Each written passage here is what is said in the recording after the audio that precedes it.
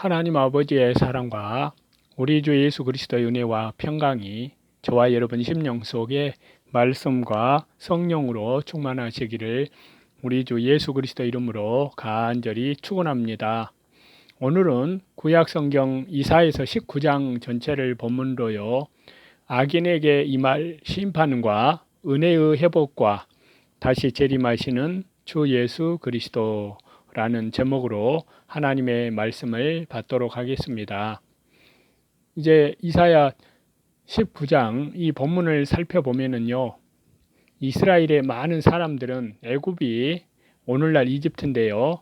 이집트가 아수르, 오늘날 아시리아입니다. 시리아인데요. 아수르의 위협에 대해서 보호해 줄 것을 바라고 있었습니다. 그러나 이사야 선지자는 애굽 역시 하나님의 심판을 받게 되므로 아무런 도움이 되지 않을 것임을 지적하고 있습니다.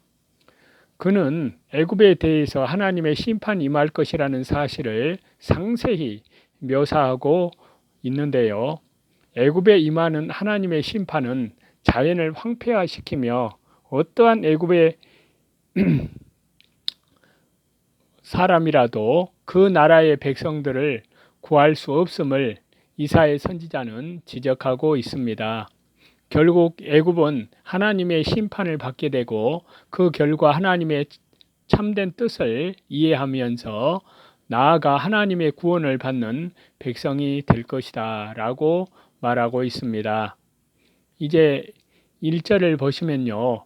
하나님께서 애굽에 멸망할 것을 경고하셨습니다.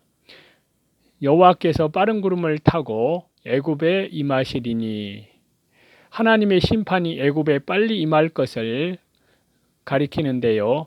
애굽의 우상들이 그 앞에서 떨겠고 하나님의 심판이 올 때에 애굽의 우상들이 애굽을 보호하거나 구원해 주지 못하고 벌벌 떠는 것처럼 멸망하게 될 것이라는 말씀인데요. 애굽인들도 벌벌 떨면서 꼼짝 못하고 망하게 될 것을 말씀하고 있습니다. 2절입니다. 하나님의 심판이 임할 때는 애굽인을 격동시켜 애굽을 치게 하심으로 형제가 형제를 치고 각기 이웃을 치게 될 것입니다. 또 이 성읍이 저 성읍을 치며 자기들끼리 싸우게 됩니다. 형제간과 이웃간이 서로 사랑하고 단합하여야 할 터인데 욕심과 당파심과 지역 감정으로 서로 싸우고 물고 찢으면 화를 면할 수가 없습니다. 이것이 하나님의 심판입니다. 3절입니다. 하나님의 심판이 임할 때는 사람들의 정신이 쇠약해지고 자기들의 계획했던 것이 다 파해지고 맙니다. 그때 자기들이 섬기는 우상이나 마술사나 신접한 자나 요술객에게 물어보지만 그것이 무슨 좋은 방도를 가르쳐 주지는 못합니다. 그것들에게 묻는 것은 다 헛된 것이요 도리어 죄악에 거치는 것이 될 뿐입니다. 4절인데요. 이것은 애국인이 아닌 자국인 중에서 잔인한 군주를 세워서 애굽인들을 치리할 것을 가리키고 있습니다. 그 군주는 왕정을 복구한 삼마티쿠스 왕이라고 할 수 있습니다. 이제 5절부터 10절까지 본문인데요. 달과 같은 여인 나일강의 습지대에서 자라는 갈대의 한 종류인데요. 애굽이 하나님의 심판을 받아 강물과 바닷물이 마르고 달과 같이 시들고 초장과 곡식밭이 마르고 바다에는 고기가 다 마르게 된다는 말씀입니다. 그때 강에서는 악취가 나고 어부들은 탄식할 것이요 세마포 만드는 자와 백목을 짜는 자들이 피곤해지고 수치를 당하게 될 것입니다. 그때는 기둥과 같은 중요한 인물들과 산업이 부서지기 때문에 품꾼들이 근심하게 될 것이라는 말씀입니다. 11절부터 13절인데요.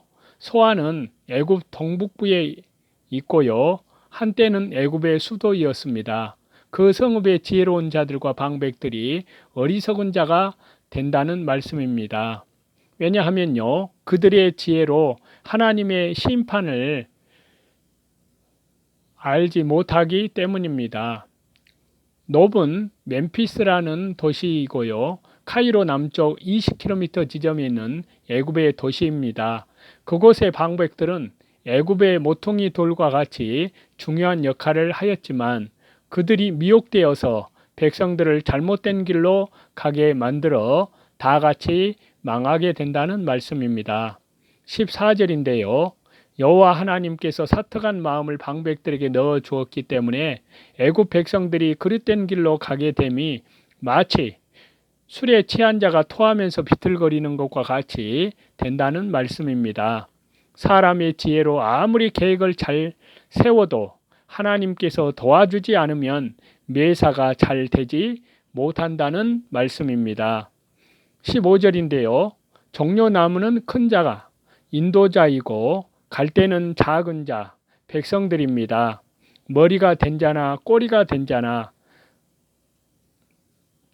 천민이나 유명한 자나 무명한 자가 다 하나님의 심판을 받게 되기 때문에 그들이 아무 할 일이 없게 된다는 말씀입니다.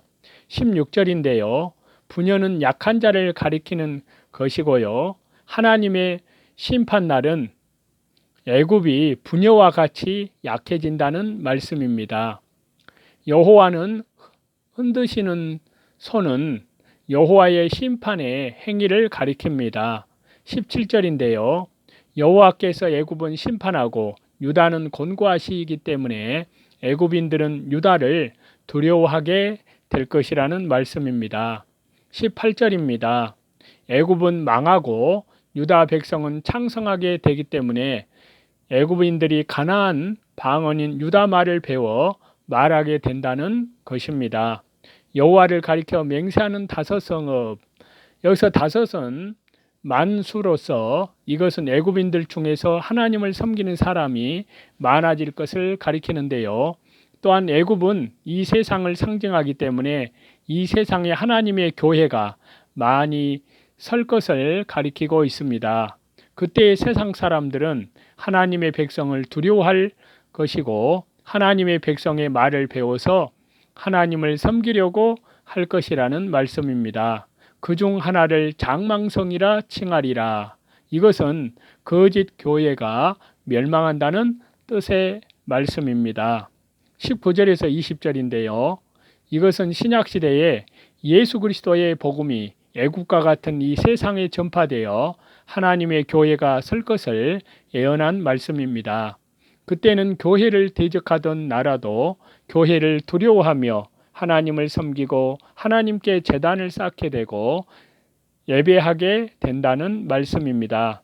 한 구원자, 보호자는 그리스도를 가리키는 것으로요. 한 구원자를 보내어 건져주신다는 것은 어떤 나라나 어떤 사람이나 하나님께 부르짖을 때에 하나님께서 구속자, 그리스도를 보내셔서 구원하실 것을 약속하신 것입니다. 21절에서 22절인데요.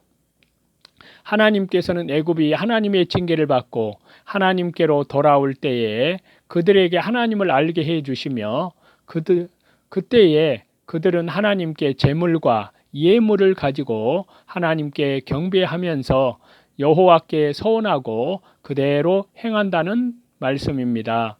그래서 욥기 5장에 보면은요. 하나님은 아프게 하시다가 싸매시며 상하게 하시다가 그 손으로 고치시나니 그렇게 말씀하고 있습니다. 누구나 하나님께 매를 맞고 주 예수 그리스도의 십자가의 보혈 영원한 속량함 안에서 철저히 회개하며 간구하면 하나님께서 반드시 건져주시고 싸매주시고 고쳐주신다는 말씀이십니다. 23절인데요. 이것은 신약시대에 복음으로 세계가 교통하게 될 것을 가리키고 있습니다. 복음을 믿고 구원받은 사람은 국가와 민족을 초월하여 그리스도 안에서 교통하며 형제가 됩니다. 아수르는 북방 나라들의 대표 나라요. 애굽은 남방 나라들의 대표국입니다. 신약시대에는 북방과 남방이 다 통하는 대로가 있어서 북방 사람은 남방으로 가고 남방 사람은 북방으로 자유롭게 갈 것이고 막혔던 담이 다 터지고 철의 장막이 무너지고 자유롭게 교통하게 될 것이라는 말씀입니다. 이것은 또한 그리스도께서 재림하셔서 천년 왕국을 건설할 것을 가리키고 있습니다. 24절에서 25절인데요. 이것은 신약 교회 시대에 될 일을 예언하신 말씀인데요. 그때에는 이스라엘이나 애굽이나 아수르 백성들이 주 예수 그리스도를 믿음으로 하나님께 복을 받게 될 것이라는 말씀입니다. 셋이 세계 중에 복이 되리니 애굽은 남방 나라들의 대표요 아수르는 북방 나라들이 대표입니다. 그러므로 이것은 세계 모든 나라들이 그리스도로 인하여 복받게 될 것을 가리키고 있습니다. 나의 백성 애굽이여, 전에 온수되었던 애굽인들도 그리스도를 믿음으로 하나님의 백성이 될 것이라는 말씀입니다. 나의 손으로 지은 아수르여, 아수르도 하나님의 손으로 지은 자이기 때문에 주 예수 그리스도의 십자가의 보혈, 영원한 속량함 안에서 철저히 회개하고 돌아올 때 차별하지 않고 구원해 주신다는 말씀입니다. 나의 산업 이스라엘, 이스라엘은 하나님의 산업으로 하나님께서 예적부터 택한 나라입니다. 이것은 또한 예수 그리스도의 재림으로 말미암아 이루어질 천년 왕국 시대를 가리키는데요. 그때 세계의 모든 나라와 백성들은 하나님을 섬기고 하나님은 그 모든 나라 백성들을 사랑하여 복을 주실 것입니다. 그들은 하나님으로 생명과 복을 누리게 될 것입니다. 이상 이 본문을 통해서 받는 말씀은요. 인간은 하나님을 떠나면 필연적으로 쇠망의 길을 걷게 됩니다. 그리스도를 잃고 그 여파로 물질도 잃습니다. 그 결과는 수치와 분열과 고통인데요. 그러나 하나님의 은혜를 입으면 그 누구라도 하나님과 화목하여 하나님 나라의 축복을 취할 수 있습니다. 만일 지금 우리가 하나님의 백성이 되었다면 교만하지 않고 감사와 찬송이 넘칠 것입니다. 그것은 전적으로 하나님의 은혜의 결과이기 때문입니다. 그러므로 날마다 자기를 부인하고 자기 십자가를 지고 다시 재림하시는 주님을 향하여 말씀과 기도로 더욱 깨어 복음을 전하며 오늘도 신실한 믿음으로 더욱 전진해 나아가는 저와 여러분이 다 되시기를 다시 재림하시는 우리 주 예수 그리스도 이름으로 간절히 축원합니다.